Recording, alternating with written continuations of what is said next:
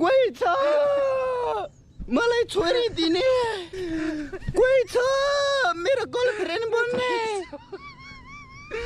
कोही छ राडै मर्ने भयो नि यो जिन्दगीमा, कोही छ भने मलाई कन्ट्याक्ट गर न हो। यहाँबाट कराउँदा त कसैले सुन्नु पर्ने हो है। कोही छ भगवान मलाई नरस मिलाइदेऊ न हो एउटा जसरी पनि। किन हो र म त यसरी कति रुटै हिँड्ने हो र बाटो बाटो। ए भगवान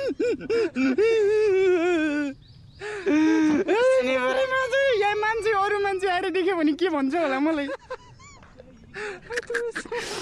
ए भगवान मलाई नरस पर्दैन अब है, नरस चाहिँदैन। बस मलाई हातखुट्टा चल्ने सास नफेर्ने भए पनि हुन्छ के, बस मात्रै भात पकाइदेऊ।